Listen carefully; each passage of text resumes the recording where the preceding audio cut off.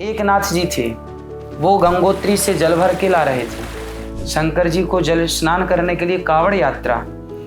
शंकर जी के मंदिर के बाहर एक गधा प्यास से तड़प रहा था और वो यात्रा हजारों किलोमीटर की कर चुके थे। सबने अपना जल जाके शिवलिंग पर डाला, पर एक नाथ जी ने वो गधे के मुंह में जल डाला कि ये प्यासा तड़प रहा है, उसको पिलाए। लोगों ने कहा शिव जी पर जल डालो, गधे को क्यों पिला रहे हो?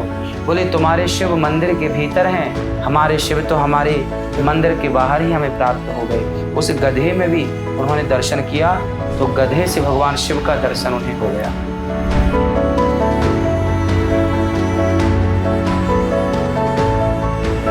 इंसान शिकायत क्यों करता है? क्योंकि उसको संपत्ति चाहिए, संपत्ति चाहिए, लेकिन वो नहीं समझता है कि संपत्ति से सुख नहीं मिलता है, तृप्ति से सुख मिलता है, और तृप्ति से ज्यादा अनुभूति से सुख मिलता है।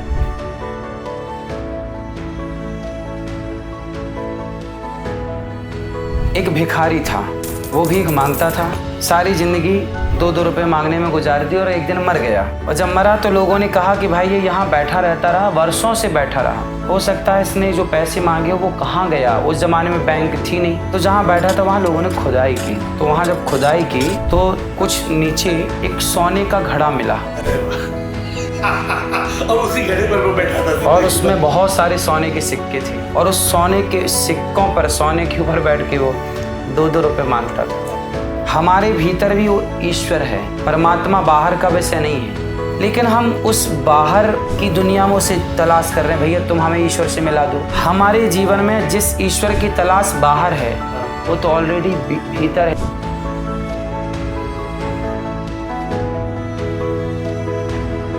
बहुत लोग जाके भगवान से शिकायत करते हैं ना, प्रभु तुमने ऐसे क्यों किया, मुझे दुख है, मेरी माँ बीमार है। ये लोग नहीं समझते हैं कि जब तक हम समझेंगे हम तन है, मन है, अहंकार है, इन तीनों से ही दुख होता है। देह को जो मैं समझे ये सबसे बड़ा पाप है। सब पाप इसके पुत्र है, ये पापों का बाप है। 1% जो दुनिया है आंखों से अंधे हैं, लेकिन 99% जो लोग हैं वो आत्मा के अंधे हैं। वो नहीं समझते कि आत्मा ही परमात्मा है, कि हमारे अंदर ही है।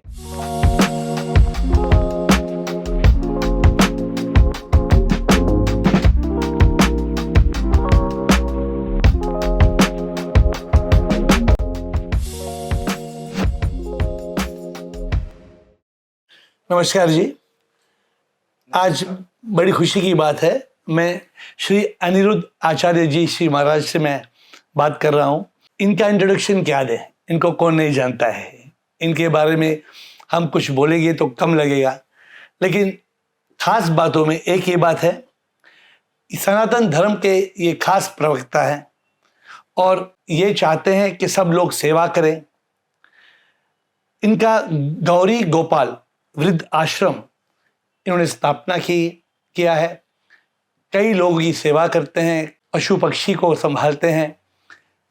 लिस्ट बड़ी लिस्ट है, और अगर इंडिया में कोई इनको नहीं जानता है तो मतलब वो शायद इंडियन ना हो, भारतीय ना हो। इनका एक जो मैंने पढ़ा बहुत मुझे मज़ा आया, एक ही संकल्प एक ही नारा, सेवा ही है धर्म हमारा। सही तो मैंने बिल्कुल एक ही संकल्प एक ही नारा, सेवा ही है धर्म हमारा। तो आपसे मिल के बहुत प्रसन्न है, मैं प्रसन्न हूँ, बहुत खुशी हुई है। आप जो बोलते हैं, आप ये तो कथा में तो सब समझाते होंगे, लेकिन जैसे इंग्लिश में बोलते हैं 1% जो दुनिया है वो अंधे, आंखों से अंधे हैं, लेकिन 99% जो लोग हैं वो आत्मा के अंधे हैं। वो नहीं समझते कि आत्मा ही परमात्मा है, कि हमारे अंदर ही है। पता नहीं आपने ये जो बात कही कि ये गीत में कहते हैं, हिरन हिरन जैसे ढूंढता है कस्तूरी बेचैन से, ना जाने वो उसके नाभि में है रे, वैसे ही हम सब प्रभु ढूंढते हैं, अंदर प्रभु है मंदिर ढूंढते हैं। तो हमें हम क्यों, आप आगे तो बढ़ना है, लेकिन बताइए, जब ये इतना सच है कि आपके अंदर प्रभु है, हर आप जिससे भी बात करते हैं हर इंसान में भगवान है, क्यों लोग ये नहीं समझ सकते हैं? इसमें इसको समझने में, अनुभूति करने में मुश्किल क्या है, तकलीफ क्या है? देखिए, अनुभूतियां सबको नहीं हो सकती, सब इसके अधिकारी नहीं हैं। ये कैसे होता है? जब स्वामी विवेकानंद जी रामकृष्ण परमहंस जी के पास गए और स्वामी विवेकानंद जी ने पूछा कि क्या आप मुझे ईश्वर का दर्शन करा सकते हैं, तो रामकृष्ण परमहंस जी ने मस्तक पे हाथ रख दिया और स्वामी विवेकानंद जी घंटों तक वैसे ही बैठे रहे, आंखों से अश्रुपात होते रहे। सवाल ये खड़ा है कि स्वामी विवेकानंद जी को तो रामकृष्ण जी ने साक्षात्कार करा दिया, क्या रामकृष्ण परमहंस जी के और कोई शिष्य ना रहे होंगे? तो सबकी बात नहीं है ना ये, तो सबको तो नहीं कराया। आपको अधिकारी बनना पड़ेगा। जो मैंने सुना है, सही है कि गलत, पर समझाने के लिए बात बहुत अच्छी है। कहते हैं शेरनी का जो दूध होता है वो हर बर्तन में ठहरता नहीं है। यदि पीतल के बर्तन में डालो तो वो फाड़ देता है उस बर्तन को, निकल जाता है। अन्य बर्तनों में, केवल सोने के बर्तन में वो ठहरता है।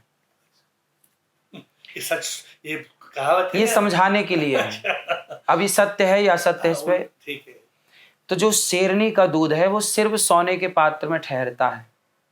इससे अर्थ ये हुआ कि जो ज्ञान है, जो वो ईश्वर की अनुभूति है, उसको अनुभव करने के पात्र सब नहीं है।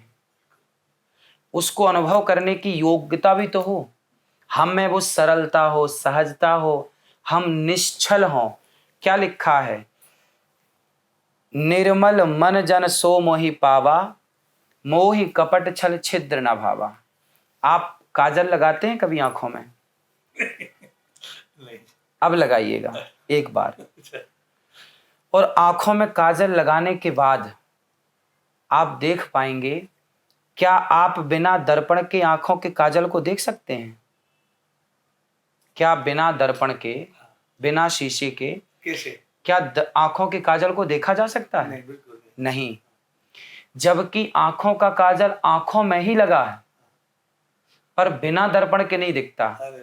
उसी तरह ईश्वर हमसे कितने करीब है जितने आंखों से काजल करीब है, लेकिन दर्पण के बिना नजर नहीं आता।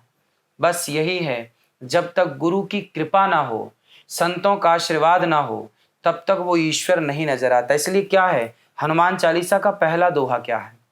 श्री गुरु चरण सरोज रज, निज मन मुकुर सुधारी, वर्णौ रघुवर विमल जसु, जोदायक फलचारी। श्री गुरु चरण सरोज रज, ईश्वर की अनुभूति स्वामी विवेकानंद जी को गुरु की कृपा से हुई। गुरु कौन? जो स्वयं दर्शन कर चुका है, जो प्राप्त गुरु है, जो भरा हुआ है भावों से, जो जागृत है, वही तो आपको भर सकता है। जो जागृत है वही जगा सकता हाँ। है, जो जागृत नहीं है। तो श्री गुरु चरण सरोज रज, निज मन। यदि दर्पण में धूल जम जाए तो आपका प्रतिबिंब नजर ना आएगा। उसी तरह जो हमारा मन का दर्प, श्री गुरु चरण सरोज रज निज मन मुकुर, मुकुर मीन्स मिरर, निज मन मुकुर सुधारी। जब तक गुरु की कृपा ना होगी तब तक उसकी धूल नहीं हटेगी, और दिखेगा नहीं। और जिस दिन धूल हट गई सत्संग से, इसलिए तो मीराबाई ने क्या कहा कि वस्तु अमोलक दी मेरे सतगुरु, करी कृपा अपनायो पायो जी मैंने राम रतन धन पायो। कि गुरु की कृपा के बिना मीरा को साक्षात्कार नहीं हुआ, गुरु की कृपा के बिना स्वामी विवेकानंद जी को साक्षात्कार नहीं हुआ, और गुरु के बिना अनिरुद्धाचार्य को भी नहीं मिला कुछ। आपके गुरु कौन थे? हमारे गुरु जी पूज्य श्री गिरिराज गुरु जी वृंदावन में विराज जी। आप जो भी बोल रहे हैं ना, उसी पर मेरे गीत आ जाते हैं।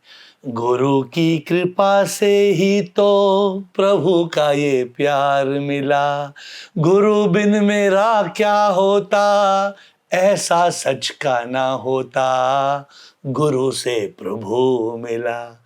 गुरु है जो हाथ पकड़े प्रभु के पास ले जाता, गुरु ही जो हमें सत्य सिखलाता। ये लोग नहीं समझते। गुरु, आपने जो बात कही, गु का मतलब अंधकार, रू का मतलब रोशनी, लेकिन गु से रू गुरु ही ले सकता है। और गुरु बिन, अगर हम, आप भी जानते, मैं भी जानता हूं, मेरे भी गुरु थे, अगर गुरु के बिन हम 20 साल, 30 साल, 50 साल, 60 साल के 20 जन्म भी कभी हम जिए, सच का एहसास नहीं हो सकता है। लेकिन लोग ये नहीं समझते हैं। लोग समझते हैं किताब पढ़ने से हो जाए। आदि शंकर ने क्या कहा? भज गोविंदम भज गोविंदम गोविंदम भज मूरमतई। ए बेवकूफ, तुम बेवकूफ, तुम पीएचडी बनता है, एमए, बीए, एलएलबी बन रहा है, पढ़ रहा है, क्या मिलेगा? और जो आपने कहा, बहुत सुंदर कहा कि प्रभु की प्यास जो है, मैंने सुना है इसको मुमुक्षुत्व बोलते हैं ना, मुमुक्षु। तो मैंने कहते हैं प्रभु की प्यास ऐसी होनी चाहिए कि जो लोभी है उसको जितना सोने से प्यार हो उससे भी ज्यादा हमारी प्यास हो। जो लैला हो, जो लैला को मजनू से प्यार था उससे भी ज्यादा हो। और जो बच्चा था जो माँ को खो देता है और माँ की प्यास में रोता है, ये 3 प्यास अगर हमें हो तभी हमें प्रभु। तुलसीदास जी कहते हैं, काम ही नारी प्यारी जिमि लोभ ही के प्रिय दाम तिमि रघुनाथ निरंतर प्रिय लाग्यो मोहि राम। काम ही नारी, जैसे कामी को नारी प्रिय लगती है, कामी व्यक्ति को नारी प्रिय। काम ही नारी प्यारे जिमि लोभ ही, जैसे लोभी को पैसा बहुत प्रिय लगता है। काम ही नारी प्यारे जिमि लोभ ही के प्रिय दाम तिमि रघुनाथ। हे प्रभु, आप हमें वैसे ही प्रिय लगें जैसे कामी को नारी और लोभी को धन प्रिय लगते हैं। अजात पक्षा, जैसे चिड़िया जब दाना लेने जाती है और घोंसलों में अपने छोटे छोटे बच्चों को छोड़ के जाती है, तो बच्चे चू चू चू चू करते रहते हैं और अपनी माँ का इंतजार करते हैं। उन बच्चों के अंदर कितना इंतजार है, वो इंतजार कब आएगी मेरी माँ, कब आएगी, मुंह खोले रहते हैं कि आए वो दाना डाले मुंह में। जैसे वो छोटा सा पक्षी है, वो अपनी माँ का इंतजार करता है, उसी तरह हम भी यदि ईश्वर के इंतजार में इस तरह खो गए तब ईश्वर का साक्षात्कार होता है। जैसे एक पत्नी परदेश गए पति का इंतजार करती है, वेट करती रहती है, उसी तरह एक भक्त भगवान का इंतजार जिस दिन करेगा तो साक्षात्कार होगा। अब इंतजार आजकल कौन कर रहा है? शबरी क्या करती? शबरी निहार रास्ता आएंगे राम जी, मेरा भी धन्य जीवन बनाएंगे राम जी। शबरी निहार रास्ता आएंगे राम जी, मेरा भी धन्य जीवन बनाएंगे राम जी। तो ये इंतजार चाहिए ना। आपको बेंगलोर आना है, हमारा जो मंदिर है ना, जब मैं मुझे शिव से बहुत प्यार था। है अभी तो उसको अंडर पा लिया है ना। पहले शिव से प्यार था, मैं पहले जोर जोर से गाता था ओम नमः शिवाय, ओम नमः शिवाय। अभी नहीं, अभी शिवोहम शिवोहम शिवोहम शिवोहम। शिवोहम मतलब लोग समझते हैं, लोग भी नहीं समझते ना। लोग समझते हैं अहम ब्रह्मस्मि का मतलब मैं ब्रह्म हूं। अरे गलत। जब हम सोचते हैं शिवोहम का मतलब मैं शिव नहीं हूं, इसका मतलब है मैं शून्य हूं, मैं कुछ नहीं हूं। बचता क्या है? सिर्फ शिव बचता है। तो आपकी बातों में तो बहुत बहुत मजा आ रहा है और you must come to Bangalore. चलिए आगे मैं आपको और कुछ ओपन सवाल करता हूं, ठीक है? तो बताइए हमें जीवन का मकसद क्या है आपके हिसाब से? ईश्वर ने ये जीवन दिया है, इसका मकसद होना चाहिए। जैसा कि मैंने जीवन में जो अनुभव किया आज तक, कि भगवान ने हमें संसार में इसलिए भेजा है कि जाओ तुम दीन दुखियों की, जीव जंतुओं की मदद करना, सबकी सेवा करना और सब में ही मुझे देखना, मुझे सबसे भिन्न मत देखना, अलग मत देखना। तो जीवन का उद्देश्य है मानव जाति की और जीव मात्र की सेवा। हम इस संसार में सेवा के लिए आए हैं। इसलिए हमारे यहाँ क्या कहते हैं? मातृ देवो भव, पितृ देवो भव। माँ की सेवा करो, पिता की सेवा करो, गुरु की सेवा करो, अतिथि की सेवा करो। इसलिए हमारे यहाँ दीन दुखी, हमारे हिंदू सनातन धर्म में क्या है? पहली रोटी गाय की सेवा करो, आखिरी रोटी कुत्ते की सेवा करो, चींटी को दाना डालो, मछलियों को दाना डालो। हमारे यहाँ तुलसी को जल चढ़ाओ, पीपल को जल चढ़ाओ, नदियों को माँ कहो, समुद्र को देवता कहो। हम प्रकृति से कनेक्ट हैं, हम प्रकृति की पूजा करते हैं। और पूजा का मतलब केवल आरती उतारना नहीं, पार रक्षण धातु से पूजा बनती है, जो रक्षा करे। जैसे हमारे हिंदू धर्म में हम पहाड़ों की पूजा करते हैं। पूजा का मतलब आरती उतारना ही नहीं, पूजा का मतलब रक्षा करना। हम गिरिराज जी की पूजा करते हैं, हम कामतानाथ जी की पूजा करते हैं, तो रक्षा करना, रक्षार्थ वहां देखना चाहिए। हम तुलसी, पेड़ पौधे, वनस्पतियों की रक्षा, कि वृक्ष लगाएं, नदियों की रक्षा, समुद्र की रक्षा, सबकी रक्षा। हम जीव मात्र की रक्षा करें, हम किसी का भक्षण ना कर जाएं, मारे ना, मिटाए ना, सबका पेट भरे, इसलिए हमारा जन्म हुआ है। तो सच बात ये है कि नहीं जो आप बोल रहे हैं, नदी की, पहाड़ की, जीवों की, माँ बाप की, गुरु की, सबकी सेवा करनी चाहिए, गरीबों की। लेकिन मैं कहता हूं कि हर इन सब में भगवान है, आप मानते हैं? यही तो मैंने कहा कि आप सब में ईश्वर देख के कार्य करिए, मुझे इन्हीं में देखो। भगवान क्या कहते हैं कि मुझे जीव मात्र में ही देखो।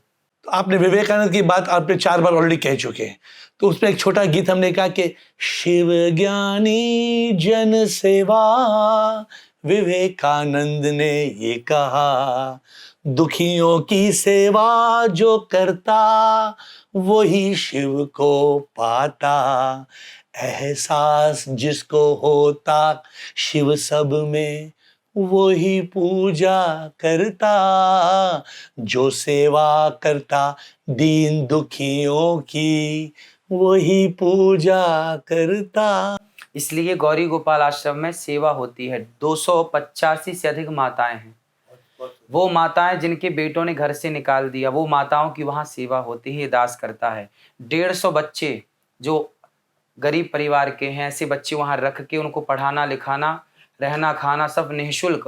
तो 150 बच्चे पढ़ते हैं, 285 माताएं रहती हैं, अखंड रसोई चलती है, कोई भी आओ, दीन दुखी जरूरतमंद सबको भोजन निःशुल्क। तो मैंने तो जीवन में जब से होश संभाला, मैंने सेवा का रास्ता ही पकड़ा। आपको तो छोटे उम्र से आपको, मैं तो 46 साल तक मैं तो अविद्या में था, घोर अविद्या में फंसा था, उसके बाद मैं जागा। आप तो मैं 30 साल से मैं भी सेवा करता हूँ। बेंगलोर में हमारे 2 आश्रम हैं, 800 लोग हैं आश्रम में, और हमारा वैन है। जो भी रास्ते पे बूढ़ा है, बच्चा है, भूखा है, सबको हम उठाते लेके आते हैं। लेकिन मैं इसके बारे में आपसे मैं पूछना चाहता हूँ, कई लोग सेवा करते हैं ये सोच के, मैं भी करता था पहले 20 साल के लिए, कि सेवा करने से अच्छा कर्म बनेगा। तो क्या ये सही है? बिकॉज मेरी अभी सोच थोड़ी बदल चुकी है, तो आपका क्या राय है इसमें? देखिए, हम ये सोच के सेवा ना करें कि हमें इसका कोई लाभ मिलेगा, स्वार्थ लेके क्यों, हम बस करते चलें। अब जो देना है ईश्वर देना है, क्या देंगे क्या नहीं देंगे। आप प्यासे हैं, हम आपको पानी पिलाएं, आप भूखे हैं, आपको भोजन खिलाएं, हमें क्या फायदा होगा? हम अपना फायदा रख के आपको भोजन कराएंगे तो फिर मजा ही क्या है? तो अच्छा कर्म हुआ नहीं ना। हाँ, इसलिए मैं अपना स्वार्थ रखूं किनारे, मुझे कोई स्वार्थ नहीं है।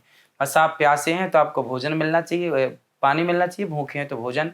अब जरूरतमंद माताएं जो फुटपाथ पर सोती हैं, मैं उनको उठा के ले आता हूँ और आश्रम में रख के उनकी देखभाल सेवा करता हूँ। कोई स्वार्थ नहीं है मेरा क्या स्वार्थ? मैं इनसे क्या चाहूंगा?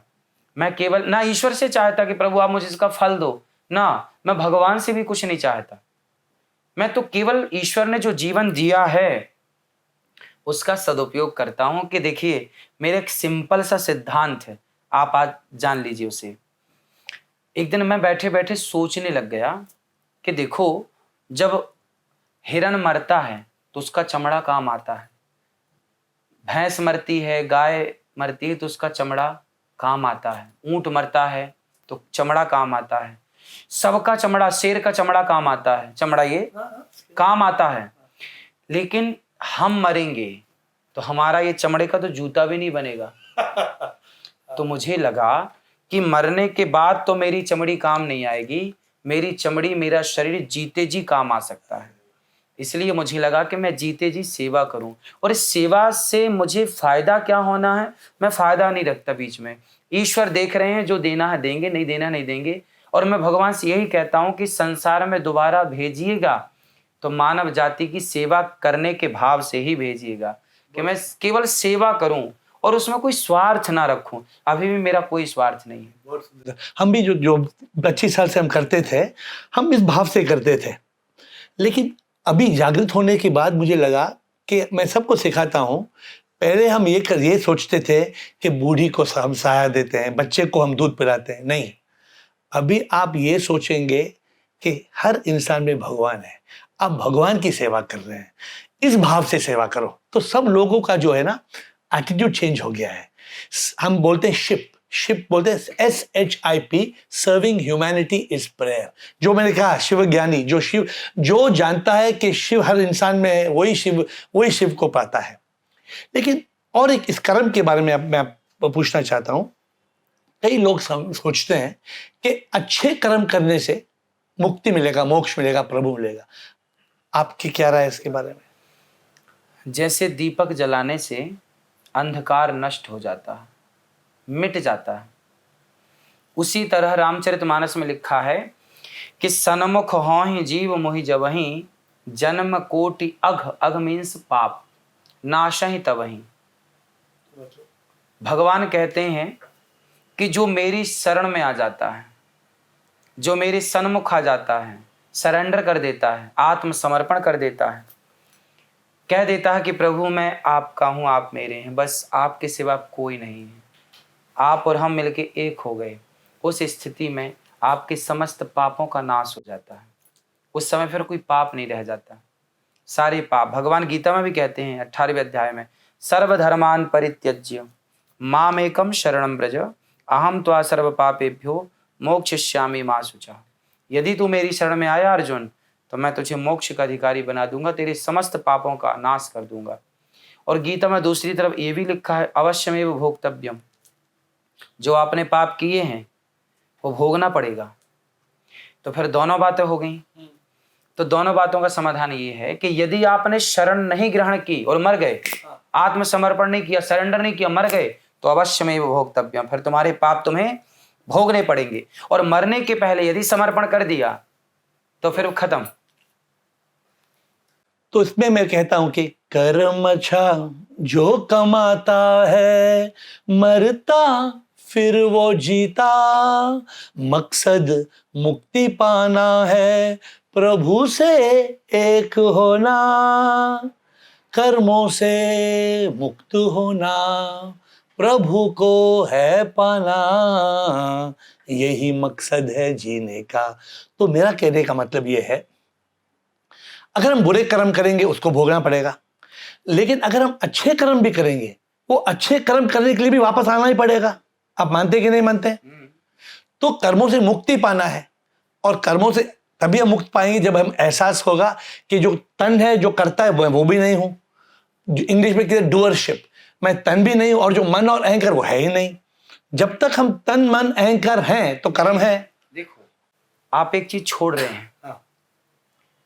आपको पता है कि शरीर कितने होते हैं? स्थूल शरीर, सूक्ष्म शरीर, कारण शरीर, ये बोल रहे हैं आप? 3 शरीर होते हैं। एक तो ये स्थूल है आपका, एक होता है कारण, जिस कारण से हमें मनुष्य का या कुत्ते का या बिल्ली का जीवन मिलता है, वो कारण है। तीसरा है सूक्ष्म। यमराज जब हम मर के जाते हैं तो लोग कहते हैं स्वर्ग है, नरक है। तो मर के जब जाएगा तो स्वर्ग नरक में सुख दुख कौन पाएगा? ये शरीर तो यहीं जल गया। हाँ, बिल्कुल। और आत्मा को सुख दुख होता नहीं है। बिल्कुल, 100%। तो फिर भोगेगा कौन?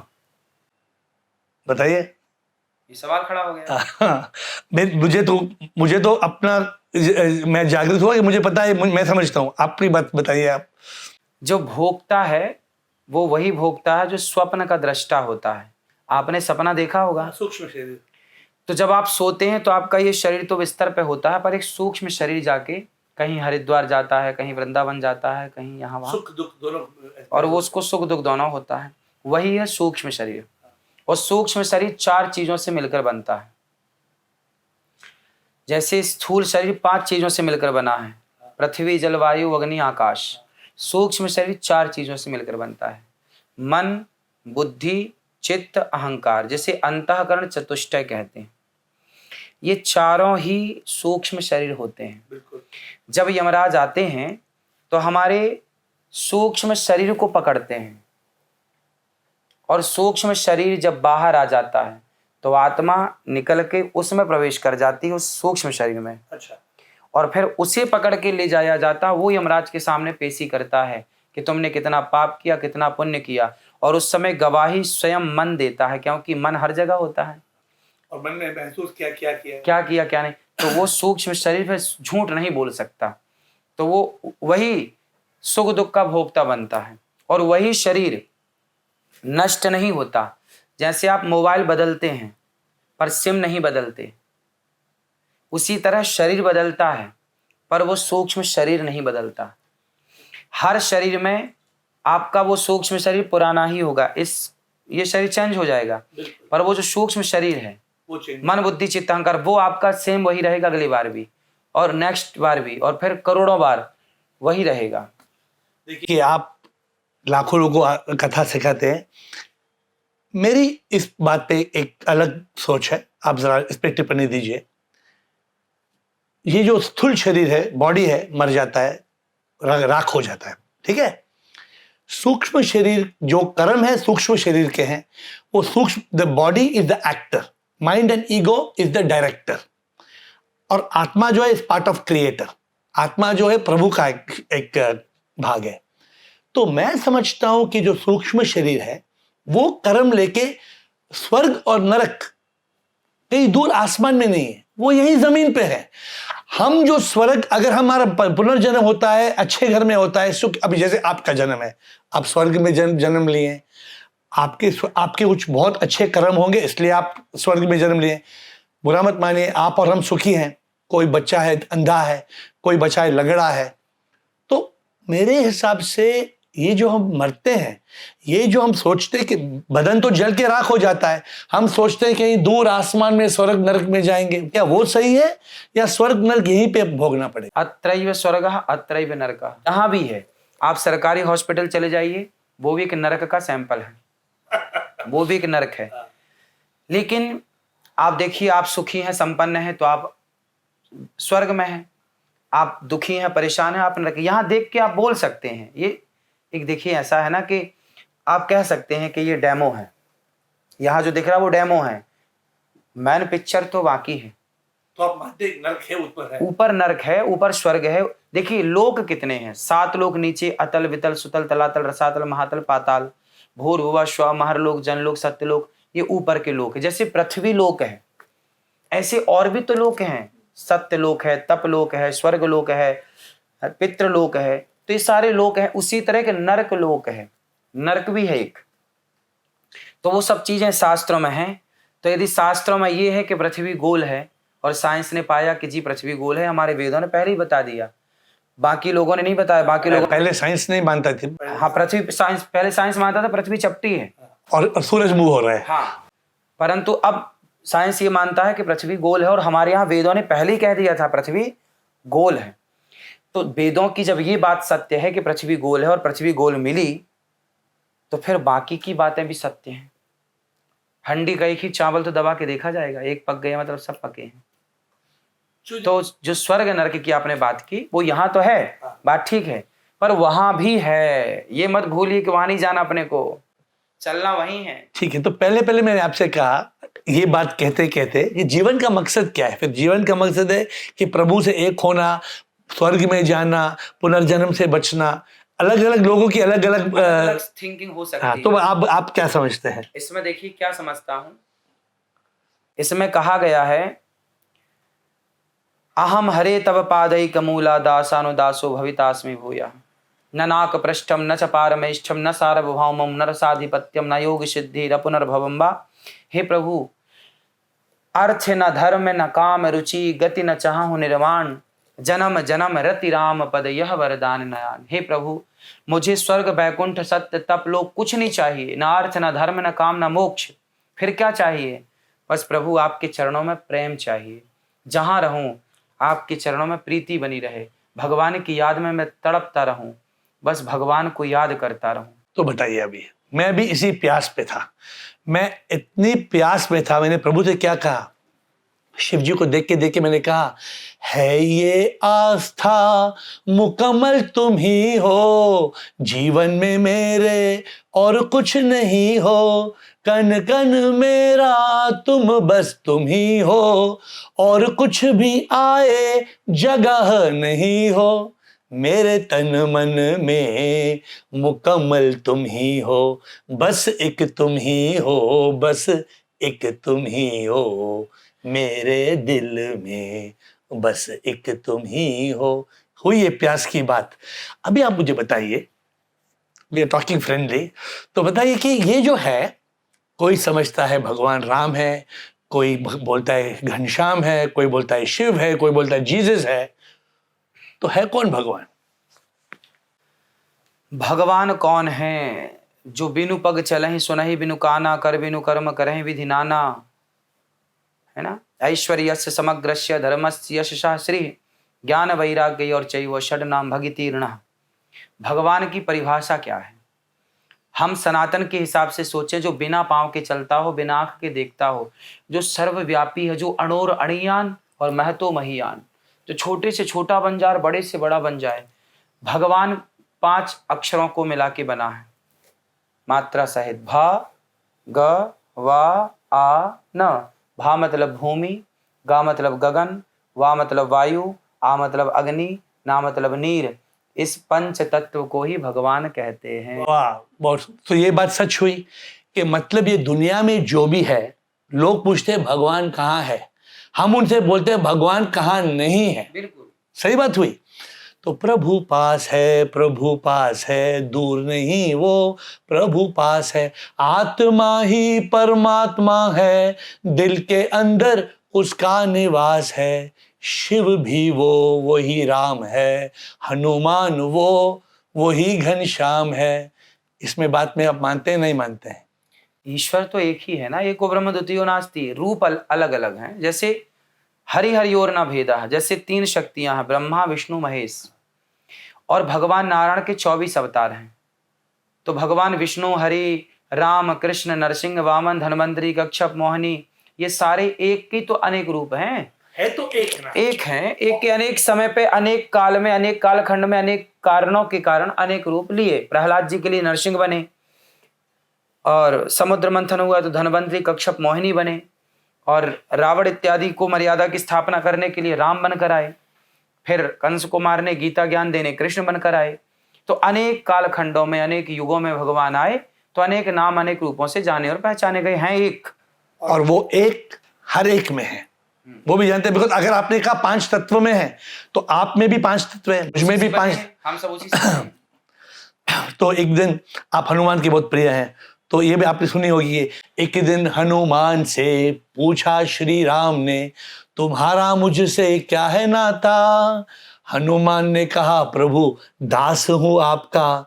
हनुमान ने कहा प्रभु दास हूं आपका, पर जब ज्ञान हो गया मैं हूं आत्मा, जब ज्ञान हो गया मैं हूं आत्मा। मैं भी एक आत्मा, आप भी तो एक आत्मा है, फर्क कोई ना हमारा।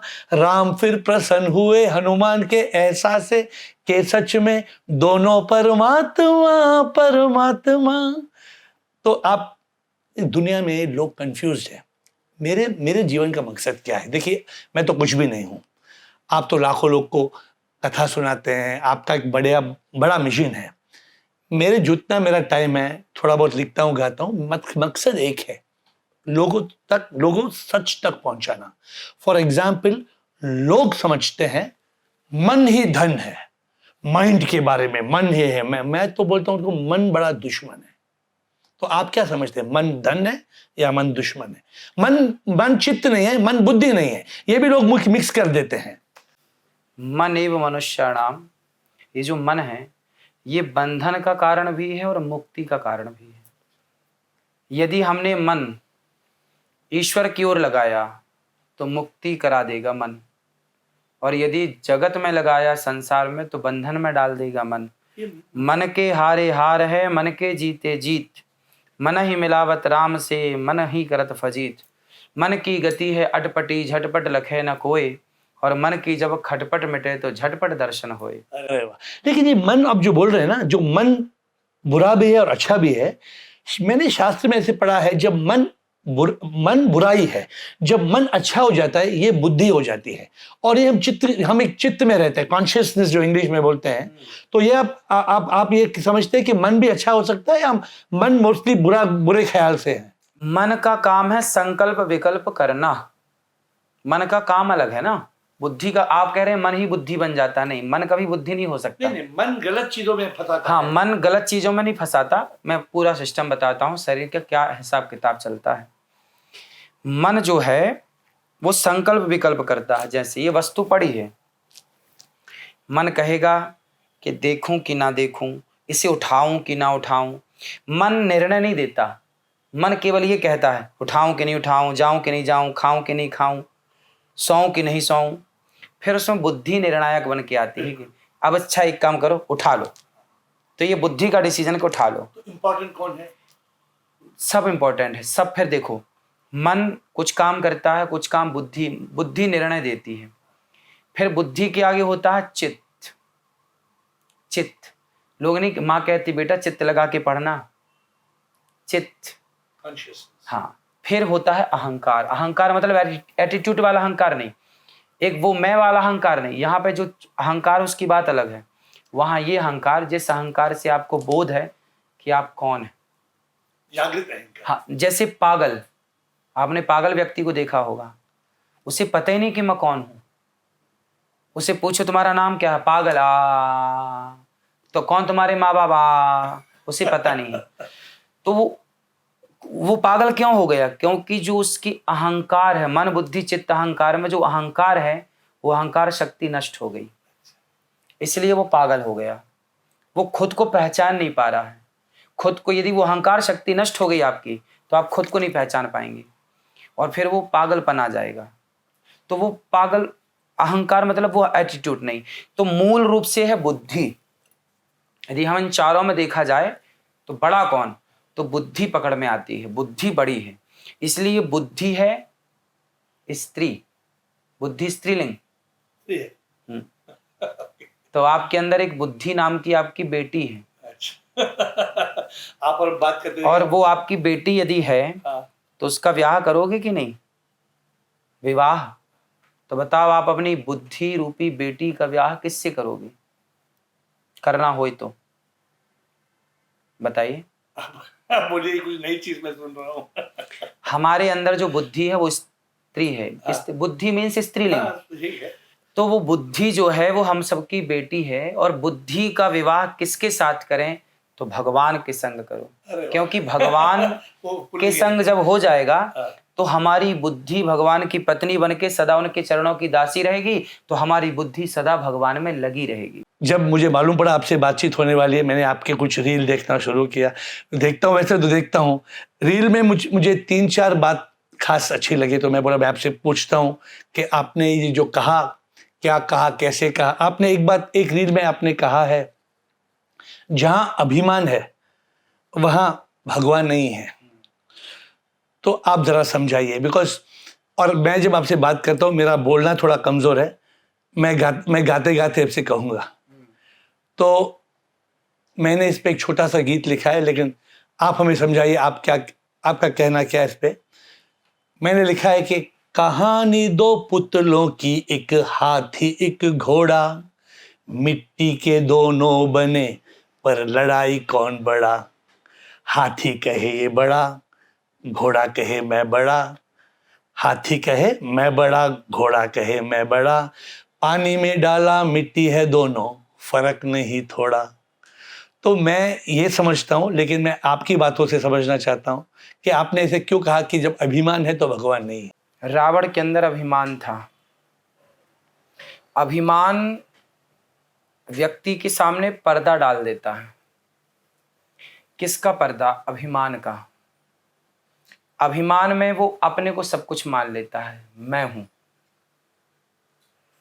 जबकि ईश्वर मिलते हैं प्रेम से, सरलता से, सहजता से जब पहली बार हनुमान जी राम जी को मिलने गए तो हनुमान जी पंडित जी बन के गए थे, ब्राह्मण बन के गए थे, रूप बदल के गए थे, ज्ञानी बन के गए थे, ज्ञान का अभिमान लेके गए थे, जी मैं ज्ञानी हूँ। राम जी के सामने खड़े थे, बात कर रहे थे, पर राम जी को पहचान नहीं पाए हनुमान जी। अच्छा। और जब अपने उस ब्राह्मण के रूप से अलग होकर अपने यथार्थ रूप पर आए तब हनुमान जी पहचान गए कि ये राम है। जब पहचाने तो उनका यथार्थ रूप प्रकट हो गया। तो अभिमान में आपको पता ही नहीं लगेगा कि यथार्थ क्या है। हनुमान जी जब लंका गए तो हनुमान जी जब लंका से वापस आए, जब राम और सीता मैया और हनुमान जी तीनों बैठे अयोध्या में बातें कर रहे थे, तो हनुमान जी बोले कि प्रभु जब मैं लंका गया तो वहां सारे पुष्प लाल थे। सीता मैया बोली नहीं हनुमान, वहां सारे पुष्प सफेद थे, अनेक रंग के थे। नहीं माता, मैंने तो देखा सारे लाल थे। बोले नहीं, उस समय आपकी आंखों में क्रोध था, तो क्रोध होने के कारण आपको सब कुछ लाल नजर आ रहा था। उसी तरह जब आपके अंदर अभिमान होता है तो आपको वस्तु दिखाई पड़ती है। हनुमान जी को पुरुष तो दिखाई पड़े पर पुरुष में राम नजर नहीं आए, क्योंकि मैं था कुछ। रावण और विभीषण, विभीषण के अंदर प्रेम था तो राम को पहचान गए। राम तो रावण के अंदर सामने भी खड़े थे, रावण क्यों नहीं पहचान सका? क्योंकि वो अभिमान का पर्दा था।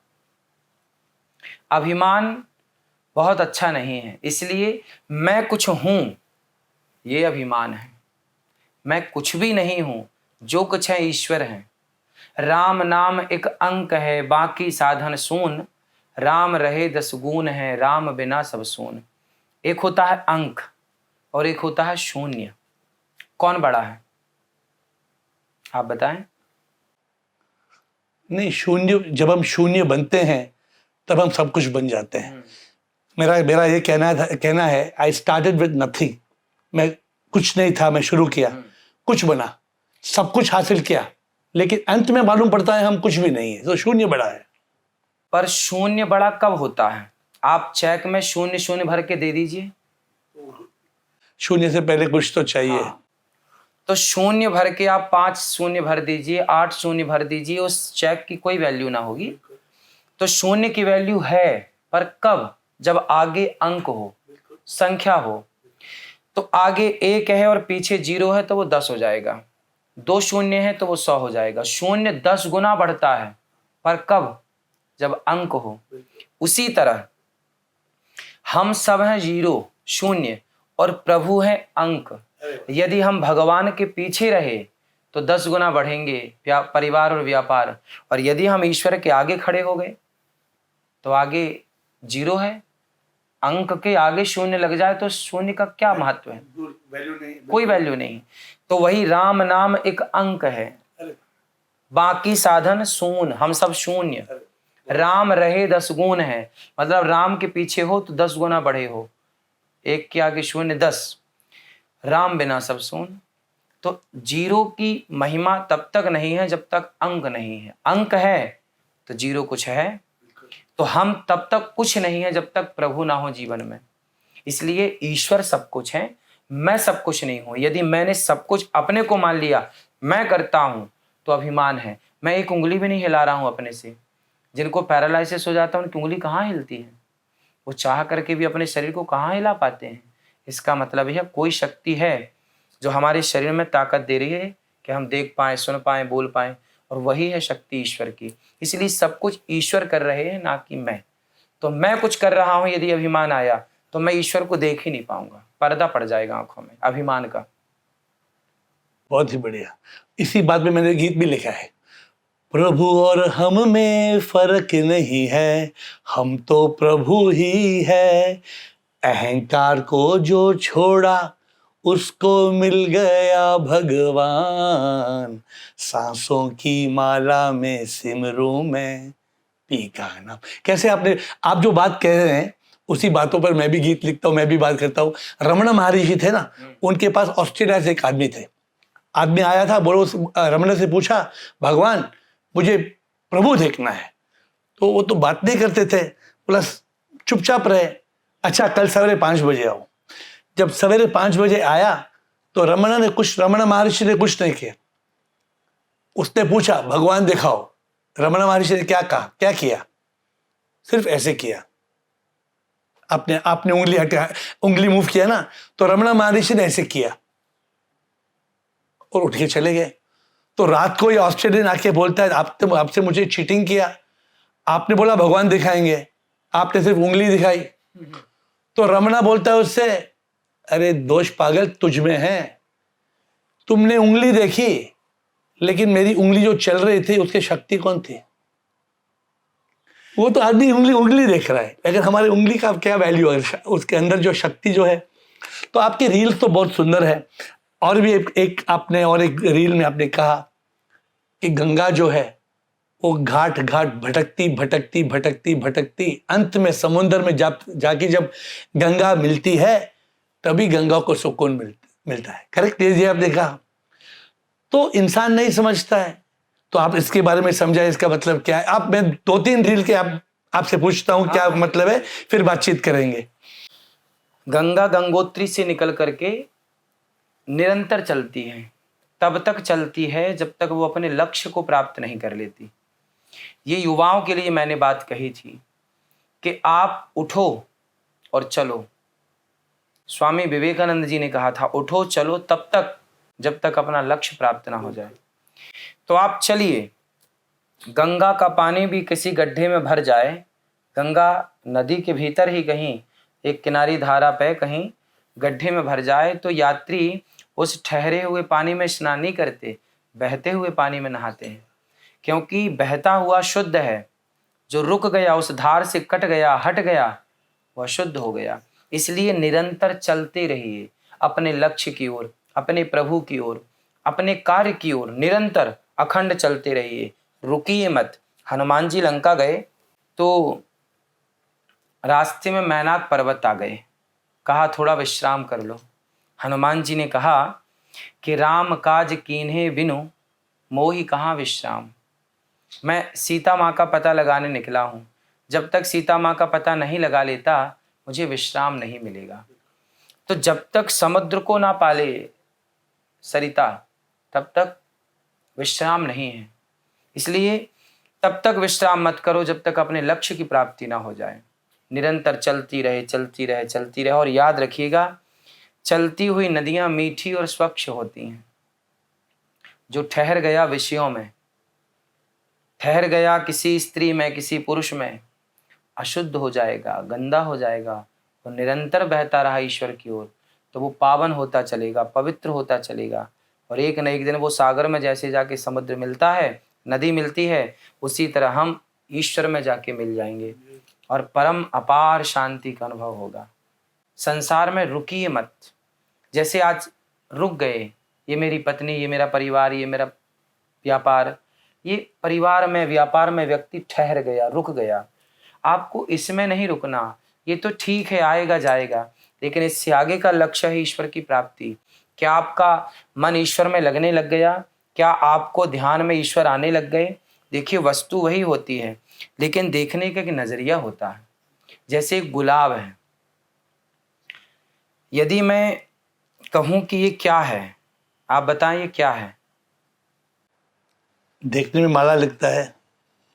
हाँ, सामान्य दृष्टिकोण से तो ये माला है, लेकिन इसमें एक चीज और दिख रही है। उस माला के भीतर धागा, जिसने इन मोतियों को पिरो के रखा है, संभाल के रखा है। कई बार हम कुछ देखते हैं और कुछ देख नहीं पाते।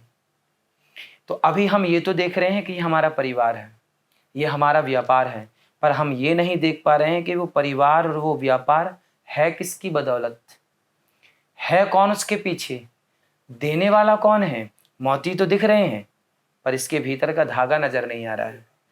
उसी तरह वो ईश्वर नहीं देख पा रहे हैं जिसने आपको ये व्यापार दिया है, जिसने आपको ये उपलब्धि दी है, जिसने आपको यहाँ तक पहुँचाया है, जिसने आपको सफल बनाया है, हम सबके पीछे ईश्वर हैं जो चाहते हैं कि आप सफल हो जाएं और सफल होकर ये काम करें। हम कुछ करते नहीं हैं, भगवान हमसे करा लेते हैं। हनुमान जी लंका गए नहीं, लंका जलाई नहीं, राम जी ने करा लिया ये काम हनुमान जी से। अंगद गए लंका, पांव जमा दिया। कोई मेरा पांव हिलाए तो राम जी सीता मैया को हार जाएंगे। बड़े बड़े रावण के योद्धा, रावण का बेटा मेघनाथ गया पर अंगद जी का पांव हिला ना पाया। वो बल क्या अंगद जी का था? अंगद तो एक बंदर है और बंदर का पांव कितना कमजोर होता है, कितना पतला होता है। और रावण का बेटा मेघनाथ चला इंद्रजित अतुलित जोधा, बंधु निधन सन उपजा क्रोधा। वो मेघनाथ जो इंद्र को हरा दे, इंद्र को भी बंधन में बांध ले। मेघनाथ इतना ताकतवर था कि इंद्र को कब्जे में कर लिया, इंद्र को पराजित कर दिया। वो मेघनाथ पांव ना हिला पाया अंगद जी का। क्या ये बल अंगद जी का था? ये बल प्रभु का था। लोगों को अंगद जी और अंगद का पांव तो दिखता है, लेकिन उसके पीछे वो बल अंगद जी का नहीं था, वो बल प्रभु का था। उसी तरह हमें व्यापार परिवार तो नजर आता है, उस व्यापार परिवार को देने वाला जो ईश्वर है हम उसे नहीं देख पाते। मैं वही कहता हूँ कि उस ईश्वर को देखने का प्रयास करिए। जो आप नहीं देख पा रहे हैं उसी को देखना विशेषता। उसी को कहते हैं कि ये व्यक्ति विवेकी है। बिनु सत्संग विवेक न होई, और राम कृपा बिनु सुलभ न सोई। विवेक कब जागता है? हर वस्तु को देखने के, इसको देखने के और सारे नजरिए हो सकते हैं। बस यही है कि हम अपने परिवार को किस दृष्टिकोण से देखते हैं। एक कुम्हार, जब मिट्टी का एक कुम्हार था, वो चिलम बना रहा था। चिलम समझते हैं? गांजा पीने की। आप समझते हैं? गांजा पीने की एक चिलम बनती है माटी की। तो एक कुम्हार था, वो चिलम बना रहा था। तो किसी संत ने कहा कि चिलम क्यों बनाते हो, घड़ा बनाओ, सीजन आ रहा है, गर्मी आ रही है, बिकेगा। कुम्हार को बात अच्छी लगी और कुम्हार ने माटी से चिलम न बनाकर घड़ा बनाया। जब घड़ा बनाया, पकाया, सुखाया, बाजार में बेचा, किसी ने खरीदा, पानी भरा और प्याऊ बाहर लगा दिया। कोई मुसाफिर आया और उस ठंडे जल को पिया तो बोला, वाह ऐ घड़ा, तूने मुझे तृप्त कर दिया, तेरे जल ने मुझे शीतलता प्रदान कर दी। तब उस घड़े की मिट्टी से आवाज आई, है कुम्हार तेरा धन्यवाद। क्यों? तूने मुझे चिलम बनाया होता तो मैं भी जलती, जो मुझे पीता वह भी जलता, पर तूने मुझे घड़ा बना दिया, मैं भी ठंडी हूँ, जो इसका जल पी रहा है वो भी शीतलता को प्राप्त कर रहा है। रे कुम्हार, तेरे विचार बदले, मेरी जिंदगी बदल गई। बहुत सुंदर। लेकिन आप सच बात कहते हैं, लोग जो हैं, हम ये नहीं समझते कि हम कौन हैं, हम यहाँ पे क्यों आए हैं। जानते तो सब है, क्या कोई नहीं जानता है? हम खाली हाथ आते हैं और खाली हाथ जाते हैं। अगर आप किसी को बोलेंगे कौन सी नई बात कह रहे हो तुम, तो सब जानते हैं, लेकिन समझते नहीं है, अनुभूति नहीं करते, महसूस नहीं करते कि सच क्या है। एक गाने में मैंने लिखा है कि मैं क्या हूँ कुछ भी नहीं, सब कुछ तुम ही हो प्रभु, तुम बिन मैं क्या कुछ भी ना। लहर एक हूँ मैं प्रभु, आता मैं जाता प्रभु, तू है समुंदर सारा, तुझ में समाता प्रभु, तुझी से मैं आता कुछ भी ना। सही बात है ना। हम जो है, हम कहाँ से आते हैं? प्रभु से ही आते हैं। और जब हम जाते हैं, प्रभु में ही जाते हैं।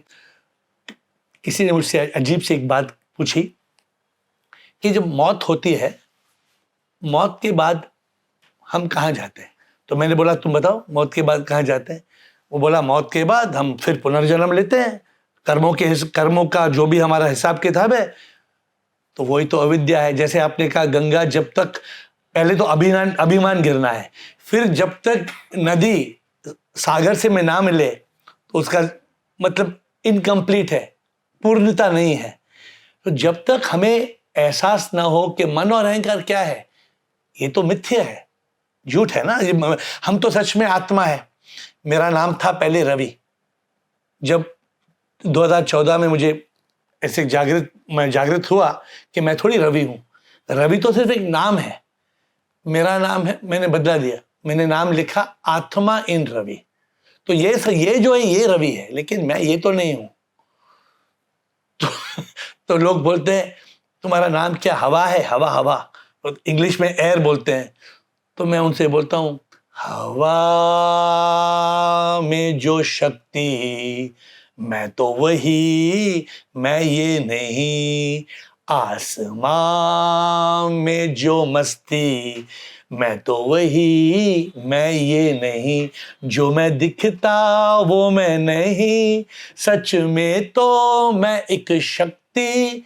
कण कण में जो है शक्ति, मैं तो हूँ वो शक्ति।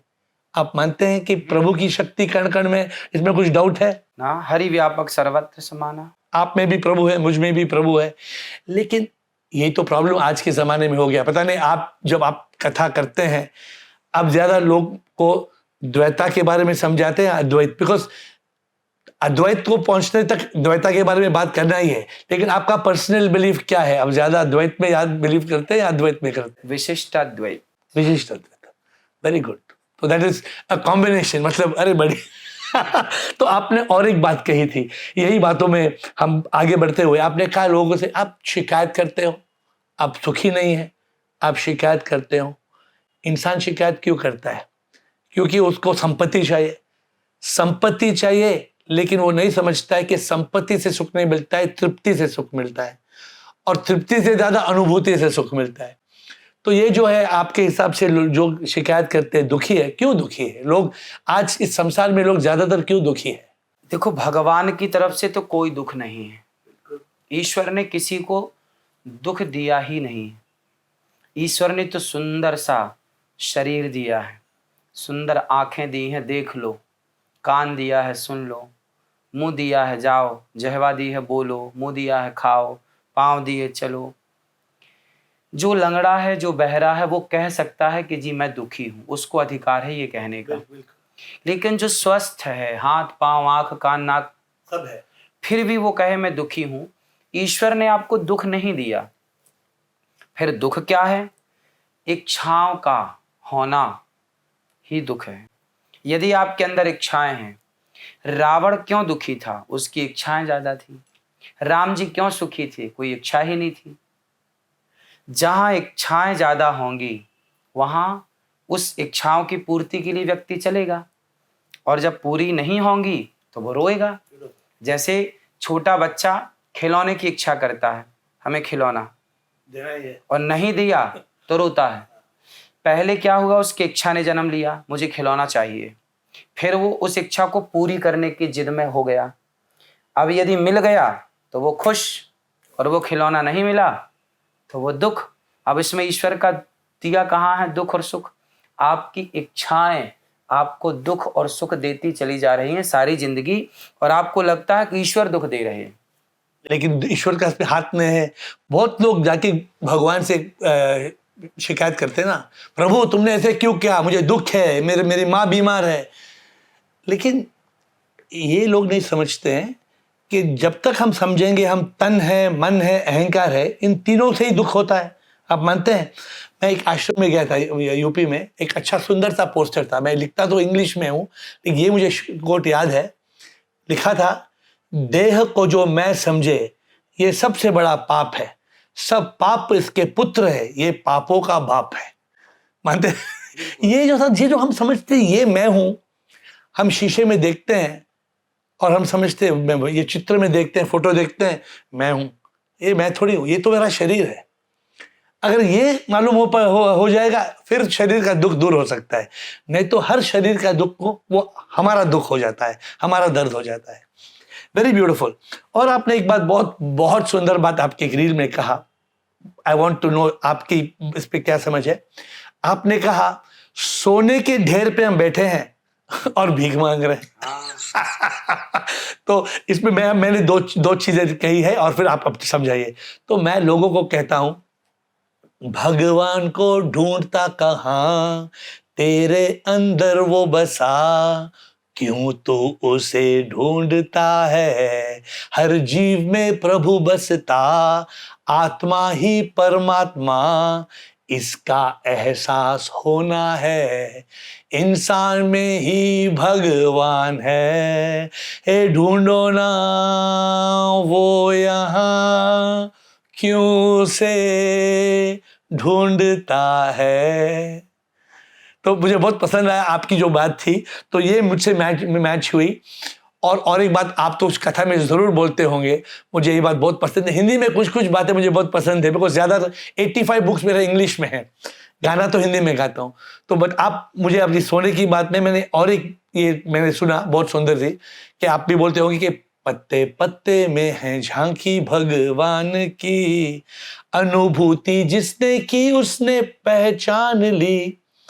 तो ये तो मेरा फेवरेट है कि नामदेव ने पकाई रोटी कुत्ते ने उठाई, पीछे घी का कटोरा लेके वो भागे, बोले सूखी तो ना खाओ प्रभु घी तो लेके जाओ, क्यों रूप तो अपना छुपा रहे, दिखने में जो है नहीं सच में प्रभु ये तू ही, मुझे एहसास हो गया है भगवान ये। इंग्लिश में हम बोलते हैं don't see DOG, see GOD, see the GOD in the DOG, कुत्ते में भगवान देखो। तो आप बताएं, आपके यही बोलने वक्त आपका मतलब यही था या और कुछ था आपके बोलने का मतलब? सोने के ढेर में बैठ के भीख मांगना, देखिए इसका अर्थ ये है कि इसकी एक छोटी सी कहानी भी है। एक भिखारी था, वो भीख मांगता था, सारी जिंदगी 2-2 रुपए मांगने में गुजार दी और एक दिन मर गया। और जब मरा तो लोगों ने कहा कि भाई ये यहाँ बैठा रहता रहा, वर्षों से बैठा रहा, हो सकता है इसने जो पैसे मांगे वो कहाँ गया। उस जमाने में बैंक थी नहीं, तो लोगों को लगा कि कहाँ, तो जहाँ बैठा था वहाँ लोगों ने खुदाई की। तो वहाँ जब खुदाई की तो कुछ नीचे एक सोने का घड़ा मिला। अरे वाह। और उसी घड़े पर वो बैठा था और उसमें बहुत सारे सोने के सिक्के थे, बहुत सारा सोना था, और उस सोने के सिक्कों पर, सोने के ऊपर बैठ के वो 2-2 रुपए मांगता था। यही जीवन का एक यथार्थ है कि हमारे भीतर भी वो ईश्वर है। परमात्मा बाहर का विषय नहीं है, ईश्वर भीतर है सबके। लेकिन हम उस बाहर की दुनिया में उसे तलाश कर रहे हैं, भैया तुम हमें ईश्वर से मिला दो, भैया तुम, क्या उस मंदिर में भगवान मिलेंगे, क्या उस जगह पे भगवान मिलेंगे। हम जिसकी तलाश बाहर कर रहे हैं, जिस धन को वो बाहर ढूंढ रहा था भिखारी, उस धन पे तो वो सवार था। बहुत सुंदर स्टोरी है। इसलिए हमारे जीवन में जिस ईश्वर की तलाश बाहर है, वो तो ऑलरेडी भीतर है। इसलिए तो मीरा जी ने कहा कि पायो जी मैंने राम रतन धन पायो, वस्तु अमोलक दी मेरे सतगुरु, करी कृपा अपनायो, पायो जी मैंने राम रतन धन पायो। वो राम रतन धन, राम को धन कहा उन्होंने, कृष्ण को धन कहा। उस धन को उन्होंने बाहर नहीं तलाशा, उन्होंने उसको भीतर देखा। तो बस वही है कि शांति चाहते हैं, सुख चाहते हैं, तो बाहर कुछ भी नहीं है, सब कुछ भीतर है। तो जैसे आपने कहा नामदेव जी घी की कटोरी लेके, तो वो सत्य है कि हम बाहर क्यों देखें। हम कुत्ते, एक नाथ जी थे, वो गंगोत्री से जल भर के ला रहे थे। शंकर जी को जल स्नान करने के लिए कावड़ यात्रा, शंकर जी के मंदिर के बाहर एक गधा प्यास से तड़प रहा था, और वो यात्रा हजारों किलोमीटर की कर चुके थे। सबने अपना जल जाके शिवलिंग पर डाला, पर एक नाथ जी ने वो गधे के मुंह में जल डाला कि ये प्यासा तड़प रहा है, उसको पिलाया। लोगों ने कहा शिवजी पर जल डालो, गधे को क्यों पिला रहे हो। बोले तुम्हारे शिव मंदिर के भीतर हैं, हमारे शिव तो हमारे मंदिर के बाहर ही हमें प्राप्त हो गए। उस गधे में भी उन्होंने दर्शन किया, तो गधे से भगवान शिव का दर्शन उन्हें हो गया। मैं आपसे बहुत कथा सीखना है। आप जो इतनी सुंदर सी कथा से, हम तो बात करते रहेंगे घंटे घंटे बैठ के बात कर रहे। ये हमारे कैमरामैन ने बोला कि आपकी बातचीत आधा घंटा नहीं चलेगी। मैंने बोला नहीं बातचीत करेंगे, फिर चिंता मत करोगे, हम बात करेंगे तो बहुत टाइम लगेगा। अब टू एंड में आप सिर्फ 2 सवाल आपको करके जल्दी फटाफट क्लोज करेंगे। तो आपने देखिए, जो संत लोग हैं, जो महान लोग हैं, मैं आपके 1-2 वीडियो भी सुना हूं, मानता हूं कि मुझे भी गाड़ी चाहिए, आपको भी गाड़ी चाहिए, लेकिन कोई संत है वो बोलते हैं हमें 100 मर्सिडीज चाहिए, 100 रोल्स रॉयस चाहिए, 200 चाहिए, 365 चाहिए हर एक दिन के लिए। क्या जो आध्यात्मिक जीवन जीता है उसको ऐसा सोचना चाहिए कि हमें और भी चाहिए, और भी चाहिए? सही है? देखिए, यदि जरूरत है तो जरूरत है तो बिल्कुल चाहिए, पर 365 नहीं चाहिए, एक से गुजारा हो सकता है। एक दो जो भी है। हाँ, तो एक तो होनी चाहिए, क्योंकि आपको काम करना होता है। अब देखिए, मुझे ही आज वृंदावन से कल मैं मुंबई था, 1 बजे रात की फ्लाइट पकड़ा और सीधा दिल्ली उतरा रात को 1 बजे। 1 बजे उतर के मैं सीधा वृंदावन गया, 5:30 बजे सुबह वृंदावन पहुंचा और फिर स्नान ध्यान करके मैं 9 बजे कथा करके 12:30 बजे फ्री हुआ और सीधा भक्तों से मिलके वहां से चला, फिर यहाँ आया आपके पास में। पूरी रात कल से मैं यात्रा में हूँ और ये सारी यात्राएं करने के लिए गाड़ियां चाहिए। और आप प्रभु का कार्य कर रहे हैं, ये प्रभु का और कार्य। इसलिए देखिए, गाड़ी होना चाहिए सबके पास, पर अपनी इच्छाएं उतनी ही हों जितनी जरूरत है। मेरा जीवन ना जरूरत के हिसाब से। नीड, हाँ, नॉट ग्रीड। ऐसे कोई संत भी है ना, लोगों को बुरा गलत समझाते हैं। वो ऐसे समझाते हैं कि नहीं, और जितना जितना लोभ हो अच्छा है, तो लोग उलझ जाते हैं। आप बहुत कामयाब हों, आप बहुत सफल हों, आप मेहनत बहुत करें, बहुत बड़ी बिजनेसमैन बने, आप बहुत पैसा कमाएं। मैं क्या कहता हूं, आप बहुत पैसा कमाएं और उस पैसे से समाज की दीन दुखियों की खूब सेवा करें, क्योंकि जितना पैसा होगा आपके पास आप उतनी सेवा कर पाएंगे। बस ये भाव हो सेवा का, वरना ज़्यादा पैसा पाके आप महंगी शराब भी पी सकते हैं, बड़े बड़े क्लबों में जाके गलत काम भी कर सकते हैं। तो पैसे से दोनों काम होते हैं, अच्छे भी और बुरे भी। अब ये तो आपके संस्कारों पर निर्भर करता है कि आप उस पैसे से करोगे क्या। जैसे आपने कहा, मैंने 25 साल 16 से 40 तक मैंने पैसा कमाया। इतना पैसा कमाया कि मेरी संपत्ति बहुत हो गई। फिर मैंने बंद किया, तृप्ति चाहिए, वो भी मिली, पूरी दुनिया घुमा मैं। फिर गुरु ने कहा तलाश में जाओ, और वो बंद करके अंत में मैं समझता हूँ अनुभूति हो गई। और अनुभूति सबसे, मेरे लास्ट वर्ड आपसे ये है, सही है कि नहीं, कि लोगों को अनुभूति चाहिए, सच का एहसास चाहिए, प्रभु का एहसास कि प्रभु अंदर है। मेरे कहने का हिसाब है, यही जीवन का मकसद है कि प्रभु को पाने के लिए, प्रभु पाने का सही तरीका वो क्या है, खुद का एहसास होना है, इस एहसास से प्रभु मिलता है। आप मानते कि नहीं कि जब सेल्फ रियलाइजेशन से गॉड रियलाइजेशन होता है, कि खुद के एहसास से प्रभु का एहसास होता है। Last question. बिल्कुल, सोई जानह जेह देहु जनाई और जानत तुम ही होई जाई। इसका अर्थ ये हुआ कि भगवान को कौन जान सकता है। भगवान शिव की पत्नी माता सती, जब राम सीता को खोज रहे थे, सीता जब रावण ले गया, सीता हे खग मृग हे मधुकर श्रेणी, सीता कहाँ हो। जब सती माता ने देखा तो माता सती को संदेह हो गया कि ये भगवान नहीं है। भगवान होते तो खुद की पत्नी कहाँ है पता लगा लेते। तो माता सती नहीं जान पाई कि ये राम है। ब्रह्मा जी को मोह हो गया, भगवान कृष्ण के ग्वाल बाल और बछड़ों को चुरा के ले गए। ब्रह्मा जी बोलिए कैसा भगवान। इंद्र को समझ नहीं आई, पानी बरसाया कि मैं ब्रजमंडल डुबा दूंगा, तब भगवान ने गिरिराज जी उठाए। जिस कृष्ण को, जिस परमात्मा को ब्रह्मा ना जान पाए, शिव की पत्नी सती ना जान पाई, इंद्र ना जान पाए, उन्हें हम और आप अपनी बुद्धि से कितना जानेंगे। तो हम नहीं जान सकते। हाँ, वो कृपा करें और वो कुछ शक्ति दे के अपने को जनाना चाहें तो वो जना दें, वो जनाएंगे तो मैं जान पाऊंगा, वरना मुझ में इतनी ताकत नहीं कि मैं उस ईश्वर को जान लूं। तो वो कृपा करें, मैं कहूं कि मैंने जान लिया, नहीं, वो कृपा करेंगे तो जान पाएंगे, वरना मेरी क्या ताकत कि मैं उसे जान पाऊं। उसकी कृपा से अनुभूति होती है। और जानना नहीं, आप जान तो बोल रहे हैं, मतलब भी आपका ये अनुभूति होनी है। जानना में वही अनुभूति है। तो ईश्वर की अनुभूति वही कर सकता है जिस ईश्वर कराना चाहें, और नहीं कराना चाहें तो दुर्योधन के सामने खड़े थे तो कृष्ण, कहाँ जान पाया, कहाँ अनुभूति कर पाया। लेकिन अर्जुन ने अनुभूति की, अर्जुन जान गए, दुर्योधन नहीं जान पाया। तो क्यों? क्योंकि अर्जुन को भगवान ने जनाना चाहा, जना दिया कि मैं कौन हूं जान ले। तो कृष्ण खुद चाहें तो उन्हें कोई जान सकता है, उनकी अनुभूति कर सकता है, उनकी मर्जी के बिना उन्हें कोई जान भी तो नहीं सकता। और जब पहले हम अपने आप को शून्य बना के, अपने आप को समर्पण करा के, जब हम कुछ नहीं बनते हैं, तभी प्रभु का एहसास कर सकते। वो जानने की योग्यता ही अर्जुन ने कहा कि शिष्यस्ते हम।